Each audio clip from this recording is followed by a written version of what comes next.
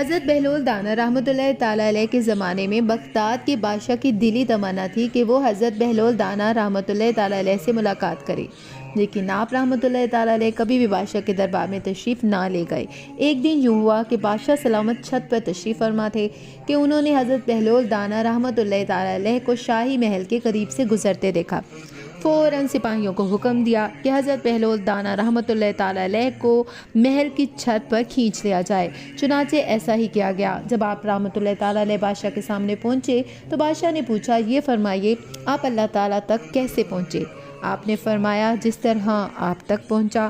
بادشاہ نے عرض کی، میں سمجھا نہیں۔ آپ نے فرمایا، اے بادشاہ، اگر میں خود آپ تک پہنچنا چاہتا تو نہا دھو کر لباس فاخرہ پہن کر دربان کی منتیں کر کے محل کے اندر داخل ہوتا، پھر عرضی پیش کرتا، پھر گھنٹوں انتظار کرتا، اور پھر بھی ممکن تھا کہ آپ میری درخواست رد کر دیتے، لیکن جب آپ نے خود مجھے بلانا چاہا تو محض کچھ لمحوں میں ہی اپنے سامنے بلا لیا۔